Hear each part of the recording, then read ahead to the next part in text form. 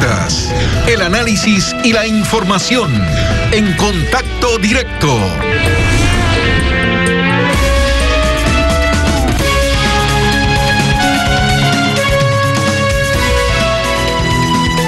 La crisis provocada por el COVID-19 es inédita y no existe en el mundo un país que haya logrado implementar un sistema que pueda garantizar la actividad económica sin restricciones.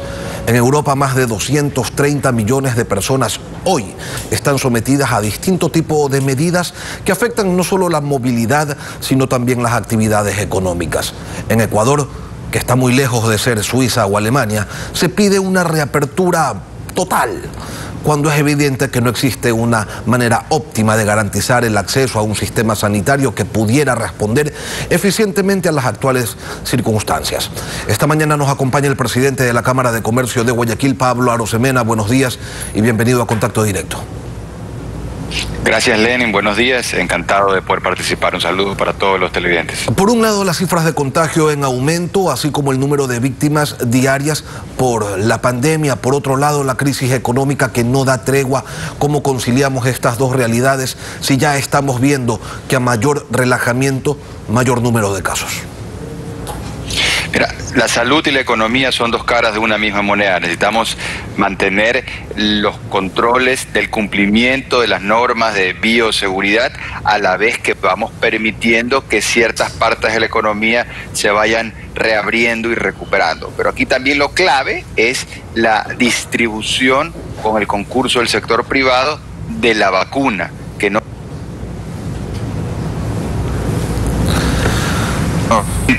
con el compromiso y con la acción del sector privado para poder contribuir en la distribución, en toda la cadena logística de la vacuna para que le pueda llegar a la mayor cantidad de ecuatorianos. Cuando dicen participación del sector privado en la distribución de la vacuna, ¿a qué se refieren? ¿A que el sector privado pueda importarla y venderla? Porque si ese es el caso, entonces nos estaríamos viendo abocados a una situación en donde únicamente el que tenga recursos podría vacunarse.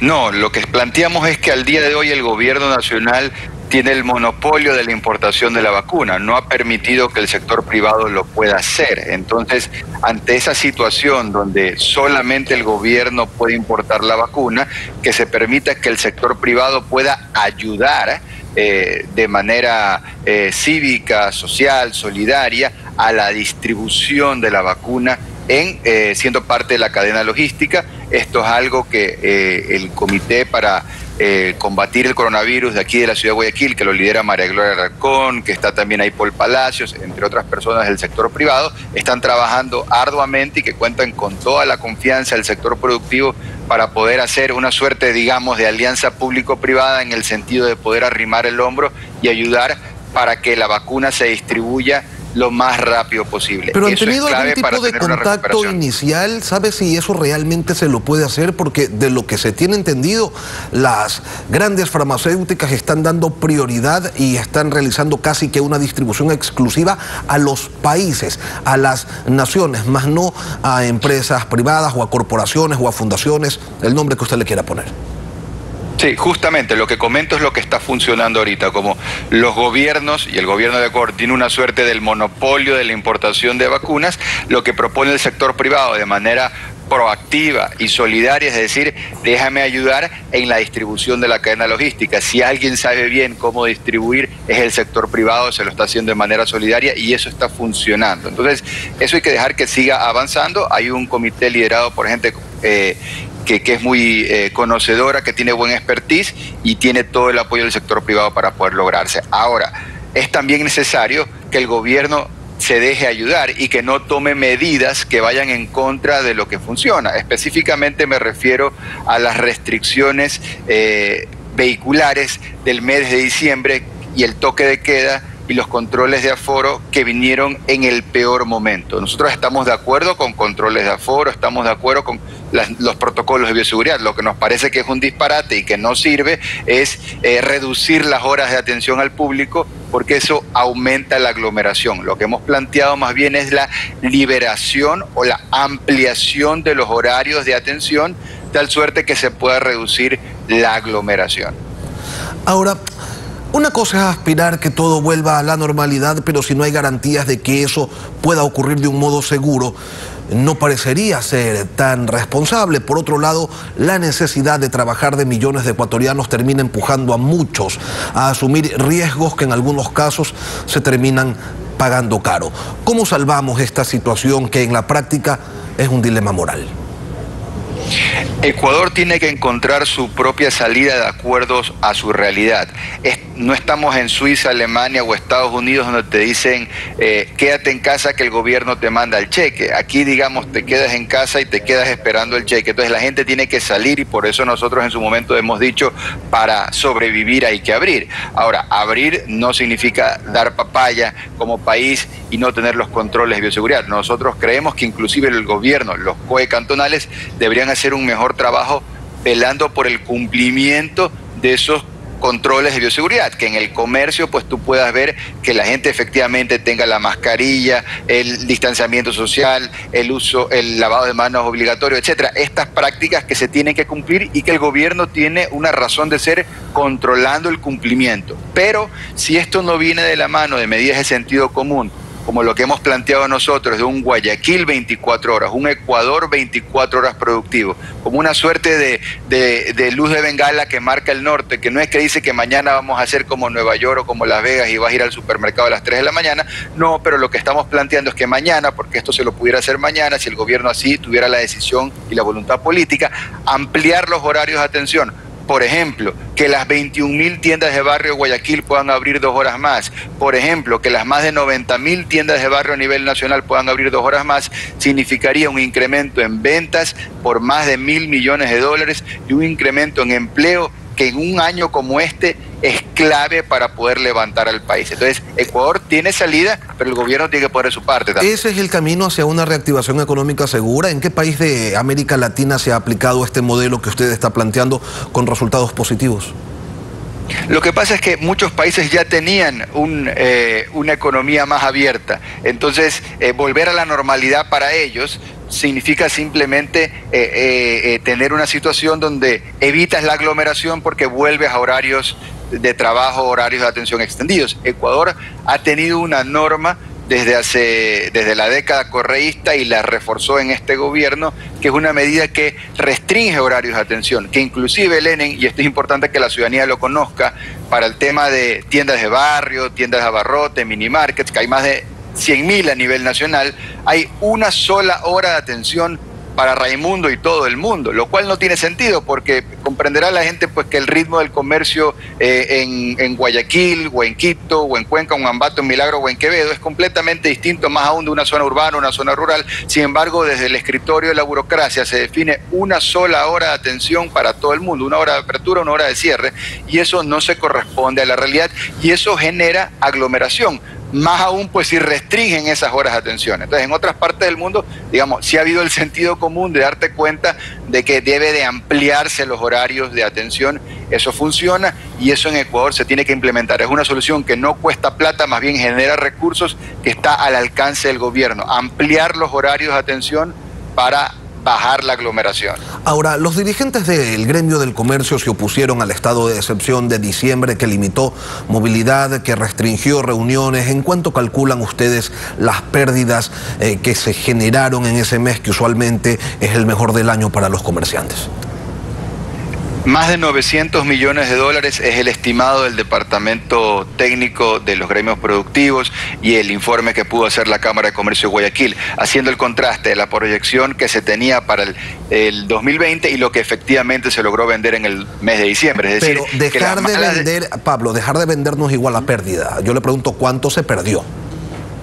Es que viene a ser, tú tienes una combinación de lucro cesante, que es el dejar de vender, con inventarios que se pierden porque son perecibles y que no se recuperan. Entonces, el mix de las dos cosas nos dio alrededor de $900 millones en cuestión de los días que se tuvo la restricción, que es una restricción, que fue un error del gobierno por tomarla de manera atolondrada y luego la Corte, digamos, nos hizo conocer su fallo o su definición tarde, digamos. Entonces, tampoco sirvió de mucho lo que se supo y nosotros estábamos a favor del libre comercio, estamos a favor de la libertad y nos parecía que era un disparate que en el mes de diciembre, que es el mes donde había más expectativa para recuperar la economía, para recuperar el empleo, el gobierno ponga un palo en las ruedas del comercio.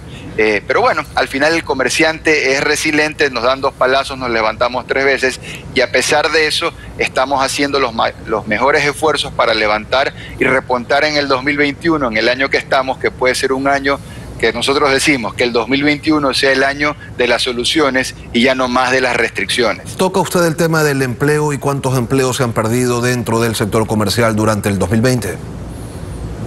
Sí, mira, en números gruesos, en el 2020 pasamos a la situación dramática de que 7 de cada 10 ecuatorianos no tienen un empleo formal, un empleo adecuado, un empleo de calidad. ¿De cuánta gente estamos hablando? Estamos hablando de más de 5,5 millones de personas que en el Ecuador no logran encontrar un trabajo formal. ¿Cómo se resuelve eso? En resumen, 2 cosas. Por un lado, necesitamos más inversión para generar más empleo, pero para que venga la inversión, por otro lado, necesitamos reglas claras, reglas que faciliten el comercio, y tal vez esa es la oportunidad que tenemos en el 2021 para escoger una alternativa que nos lleve hacia adelante, hacia el futuro, y que en el tema laboral sea muy seria, sin populismo, y que nos dé facilidad para contratar, que es lo que necesita todo emprendedor y toda persona que quiere trabajar, que le hagan la vida más fácil, no más difícil. Pablo, a este gobierno le quedan 4 meses y 12 días exactamente. Esperar que haga en ese tiempo lo que no hizo en los otros 3 años y 7 meses no tiene mucho sentido, pero estamos efectivamente en periodo electoral. ¿Y cuál es la aspiración que tienen ustedes en quien llegue a la presidencia de la República? Usted decía reglas claras. ¿Cuáles son? Mira, yo te diría 3 cosas. Lo primero, el sector productivo, el sector comercial a nivel nacional demanda un cambio. No queremos más de lo mismo. Cambio, por definición, es algo diferente a lo que se viene haciendo. Y tenemos más o menos alrededor de 14 años con la etiqueta del socialismo del siglo XXI. No importa qué cromo pones en el álbum, si está el cromo Rafael, el cromo Lenin o el cromo Andrés, es el mismo álbum del socialismo del siglo XXI. Y los comerciantes estamos hasta la coronilla de los impuestos, de los trámites, del acosamiento, de las medidas improvisadas. Entonces, lo primero, cambio. Lo segundo, necesitamos oportunidades, y las oportunidades se logran no hablando, sino concretando nuevos acuerdos de comercio. Todo comerciante quiere tener más clientes, no menos clientes. Para eso necesitamos firmar definitivamente un acuerdo de libre comercio con Estados Unidos, con la Alianza del Pacífico, México, Perú, Colombia, Chile, y más acuerdos de comercio. Y lo tercero, tenemos que tener un esquema económico que permita que sea más fácil contratar. En el socialismo del siglo XXI, en el álbum del socialismo del siglo XXI, no importa cuál sea el cromo, siempre la propuesta ha sido rigidez laboral. Y de acuerdo al Foro Económico Mundial, en su índice de competitividad global, Ecuador, por el socialismo del siglo XXI, es uno de los países con mayor rigidez laboral, más difíciles para contratar, y que estamos solo al lado de países africanos. Así que lo que queremos nosotros, lo que necesita el comercio, es que se pueda generar empleo, y eso hoy solo se lo puede lograr con un cambio. No hay un solo candidato que hable de incremento de impuestos, pese a que la caja fiscal está vacía y con proyecciones de recaudar menos aún por la situación que se vive en el mundo y a la que no es ajeno nuestro país. Pero no se dice mayor cosa sobre los aranceles, y no sería raro que por allí venga el ajuste, que además solo requiere de una resolución del gobierno y nada más. Pablo, para concretar, ¿cómo se reactiva el sector económico si no hay dinero para inyectarle ni al que produce ni al que consume? Bueno, primero no quitándole al que tiene, que es el sector productivo, para meter esos recursos en el agujero infinito del sector improductivo, que viene a ser el gobierno del socialismo del siglo XXI. Sería lo primero que habría que hacer, no hacer daño. Ahora, yo sí hago un contrapunto con lo que tú mencionas, Lenin. La propuesta del socialismo del siglo XXI de Andrés Arauz, él sí ha hablado de algunas cosas, como por ejemplo subir impuestos, el impuesto a la salida de divisas. Ha hablado de hasta el 27%. El que está en el 5% lo quieren subir al 27%. Eso es una locura. Eso acabaría con la dolarización en el Ecuador. Y también han hablado en su plan de gobierno, que me ha dado el trabajo de leerlo, de poner de nuevo salvaguardias. Las salvaguardias fueron una salvajada. En el gobierno de Rafael Correa destruyeron 270.000 empleos y quieren volver a hacer lo mismo. Entonces, por eso... Bueno, parece que estamos teniendo algún problema de conexión con Pablo Arosemena, presidente de la Cámara de Comercio.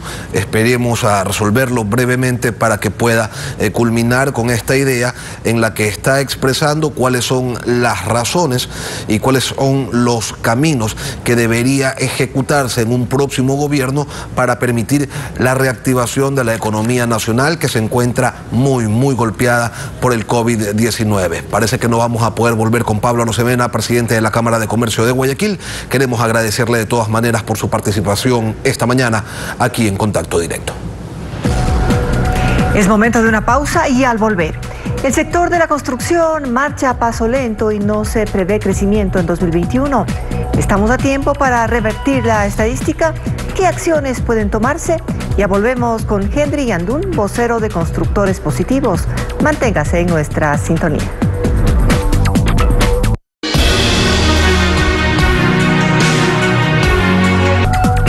Las previsiones del Banco Central indican que la construcción será uno de los sectores económicos que no va a crecer en el 2021, mientras que otros 43 sectores de un total de 45 sí lo harán.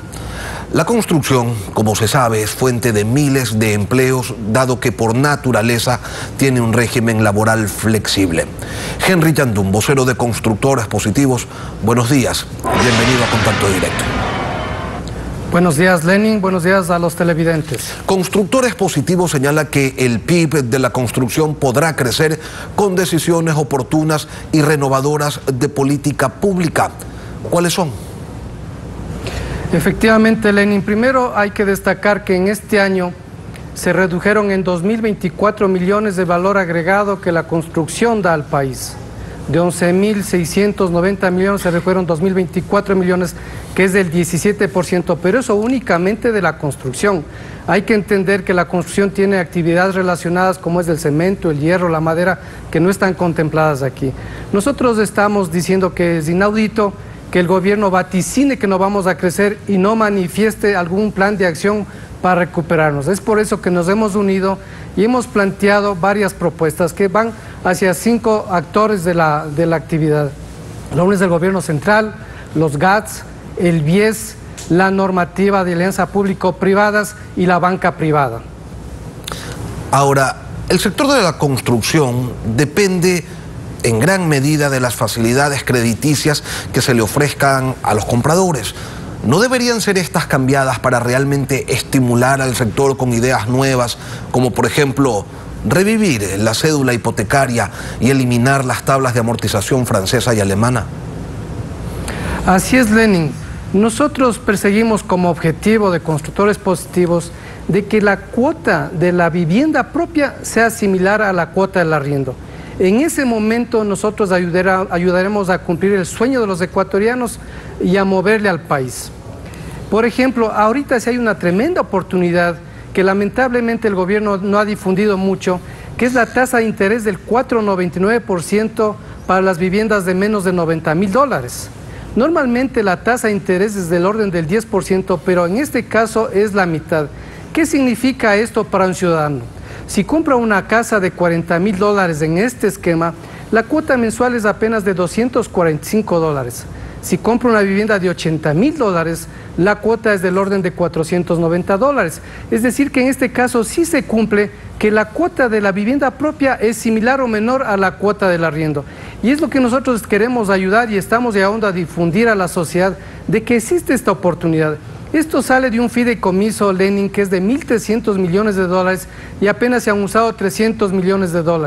Pero se está activando mucho, los últimos meses se han activado mucho esto, porque la sociedad del mundo entero ha entendido que lo más importante hoy por hoy es la vivienda y su familia.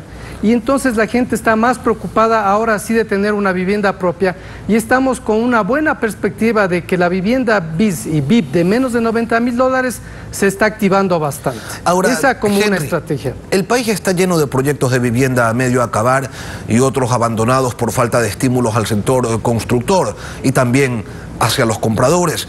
Poco tiempo antes de la dolarización desapareció la cédula hipotecaria que en el siglo pasado servía de instrumento de financiación para la industria de la construcción debido a la inestabilidad del sucre, que también desapareció. Con la estabilidad propia de la dolarización, sería oportuno revivir las cédulas hipotecarias y para asegurarle así a los compradores una tasa de interés fija y más baja. Efectivamente, el problema de los latinoamericanos en general es que no ahorramos a largo plazo y nos endeudamos en cosas que no son muy importantes. La cédula hipotecaria es una buena alternativa y nosotros, por ejemplo, hemos propuesto que el BIES sea un gran comprador de estas cédulas hipotecarias, porque el BIES, lamentablemente, de lo que venía prestando en hipotecarios del orden de 1.000 millones, 900 millones de dólares, el año anterior apenas pudo colocar 400 millones. Podrán decir que no hubo demanda. Nuestro argumento es de que está muy burocratizado el proceso. Un proceso que antes demoraba 50 días, ahora demora 140 días y eso hace obviamente que la demanda decaiga. Nosotros creemos que más bien el BIES debería utilizar esos dineros como cédulas hipotecarias para que haya unos créditos más expeditos, más transparentes, sin corrupción, para que, como usted dice, se reduzca la cuota, la tasa de interés, al final de cuentas, que es el problema más grave para la demanda. Y es que tanto el IES como la banca privada aplican las antiguas tablas de amortización gradual llamadas francesa y alemana, que ya no se aplican en esos países, por cierto, con el euro como moneda dura. Y sin duda sería conveniente para los deudores hipotecarios una amortización diferente que, en vez de priorizar los intereses del prestamista, los divida equitativamente con el capital adeudado desde el primer año, porque resulta que hoy alguien pide un préstamo para una casa y durante todos los primeros años está pagando solamente intereses, no está pagando un solo dólar por la vivienda, y eso desmotiva, desincentiva. Sí, efectivamente, nosotros lo que estamos promoviendo es de que debe haber políticas públicas cohesionadas con el sector privado, con la banca privada, con el BIES, para que trabajemos en este modelo, porque no puede ser posible que una economía dolarizada, la cuota hipotecaria, la tasa hipotecaria sea del orden del 10%. Hay que cambiar el modelo de negocio. Nosotros no queremos afectar la solvencia de los bancos, pero creo que algo está mal en este asunto y por eso es que nosotros promovemos estas herramientas del BIES, el tema de las cédulas hipotecarias que usted menciona, que serían la solución, porque Lenny, nosotros hicimos una encuesta para el 88% de los ecuatorianos. El principal objetivo de su vida es tener vivienda propia. En el Ecuador existen, cada año hay 110.000 nuevos hogares y apenas se construyen 40.000 viviendas formalmente. Esto tiene que ser destruido, tiene que cambiar, porque la sociedad se merece tener el sueño de su vida, que es tener vivienda propia. Henry, ¿cuál es el déficit hoy de vivienda? Y también quisiera saber cómo impactó la pandemia durante el 2020 en el incremento, asumo, de ese déficit. El déficit, hay dos estudios del Midubi, el uno define que hay 350.000 y el otro 500.000 viviendas de déficit cuantitativo, es decir, que eso no existe. Pero lo grave es lo que le acabo de mencionar, que cada año se incrementa el déficit en 60.000 viviendas. Ese es el problema de la sociedad que tenemos en el Ecuador. En cuanto a la pandemia, obviamente nosotros paralizamos las actividades en el sector de la construcción. Sin las actividades conexas, somos más o menos 500.000 personas que trabajamos ahí. El 40% con trabajo formal. Del trabajo formal se perdieron 72.000 plazas, pero la buena noticia es que hemos recuperado 32.000 plazas, es decir, nos estamos recuperando por lo que le menciono. La sociedad está más activa, más preocupada de tener vivienda propia, y en noviembre y diciembre del año pasado ya vimos que había reservas parecidas a noviembre y diciembre del 2019, porque la gente está validando más, valorando más tener su vivienda propia. Ahora, las corporaciones financieras del Banco Mundial y del Banco Interamericano destinan fondos a pequeñas y medianas empresas, también la cooperación financiera de Estados Unidos que se ha abierto para Ecuador. ¿Estos fondos realmente están sirviendo de apoyo a pequeños y medianos contratistas de la construcción o no se los está destinando para lo que han sido creados? No, nosotros no hemos sentido, había este proyecto Reactívate, o algo así se llamaba, y lamentablemente esto no llegó a ninguna implementación práctica. Nosotros no vemos que por ahí es el tema. Más nos preocupa, Lenin, es el fomento de la demanda, porque en el momento que la demanda se fomente, por medio de que la cuota de la casa se reduzca, eso va a ayudar. Ahora, hay otro actor que es importante en este asunto, que son los municipios, Lenin. Es infame como algunos municipios durante esta crisis no han elaborado ninguna ordenanza para motivar la demanda, para motivar la construcción. Hay municipios en el Ecuador que sí han hecho una buena labor y en el mundo entero deberían ver que muchas ciudades del mundo encontraron como estrategia para reactivar las economías es la construcción de vivienda. Guayaquil, yo creo que pasa el año, Manta, Puerto Viejo, pero hay ciudades como Quito, como Cuenca, donde no se ha implementado absolutamente nada. Tenemos una ordenanza puesta en el municipio, en el Consejo de Quito desde mayo, y que se refiere a reactivar la economía por medio de motivar la construcción, y eso no pasa adelante. Realmente es una pena que los concejales del alcalde no estén enfocados a reactivar la economía. Quito, por ejemplo, es la ciudad que más desempleo tiene de todo el país y se deberían hacer estrategias pragmáticas, rápidas, para que se active la construcción y así se active el empleo. La pandemia lo cambia todo, lo está cambiando todo, desde el comportamiento humano hasta las formas de trabajar. Usted señalaba hace un momento que el interés está para las viviendas de hasta $90.000 en un 5%. ¿Se puede ablandar aún más ese crédito a los compradores de viviendas de interés social y solucionar así uno de los grandes problemas nacionales? Porque sí, sin pandemia estaba en un 5%, con pandemia, le pregunto nuevamente, Henry, ¿se puede ablandar aún más ese crédito a nivel de interés? Este crédito que tiene un subsidio del Estado, que hay que reconocer que fue una buena estrategia, yo creo que está bien, porque ya la cuota de la casa, una cuota de $245 para una casa de $40.000 es más económica que el alquiler de unas 2 piezas que cuesta $200. Creemos que eso está bien. Lo que hay que promover es que los otros niveles de la economía, la clase media, media baja, que son más de $90.000, también tenga este tipo de tasas. Ahí es importante el BIES, por ejemplo. El BIES también tiene una buena cuota que es del orden del 6%. Es una tasa un poco más alta, pero ahí no hay cuota de entrada. Entonces el BIES también está llamado a incentivar como una política en favor del país, promover los créditos hipotecarios. No está bien que se fomente un crédito muy fácil quirografario, que ha subido de 1.000 millones a 2.300 millones de dólares, mientras que el crédito hipotecario, que genera empleo, que genera una felicidad eterna, lo han reducido de 800, 900 millones a 400 millones de dólares. Ahí hay que cambiar la política pública, pensando en que estas entidades que tienen nuestra plata a largo plazo se utilice para reactivar la economía del país. No podemos seguir viviendo de endeudamiento, ya no da más el país, y lo que es importante es que se active la economía. Y la construcción es una buena herramienta, porque, Lenin, la construcción, usted y yo decidimos hacer una obra y el próximo lunes ya se genera empleo. Eso es inmediato. Hablando y por eso de empleo, nosotros Henry, promovemos estas cosas. Hablando de empleo, ¿cuáles son las cifras de empleo antes de la pandemia, durante la pandemia y en reactivación? ¿Qué tan rápido se está moviendo este asunto? A finales del 2019 éramos más mal contados 500.000 personas entre los formales e informales, sin tomar en cuenta las actividades conexas. De estos, el 60% son informales, y ahí estoy de acuerdo con Pablo cuando se dice que los formatos de contratos son tan estrictos que lamentablemente hay mayoría de informalidad y no formalidad. De los formales, que éramos 200.000, se redujeron 76.000 personas en este año anterior, pero ya hemos recuperado 30.000 más o menos. En general, subiendo formales e informales, terminamos con una reducción de unos 100.000, 106.000 puestos de trabajo. Es por eso nuestra desesperación de que hay que activar la economía por medio de la construcción, pero también queremos motivar al ciudadano. El ciudadano ecuatoriano tiene que cambiar de cultura de hacer esos gastos innecesarios de corto plazo y pensar que la inversión de largo plazo se acaba de pagar alguna vez.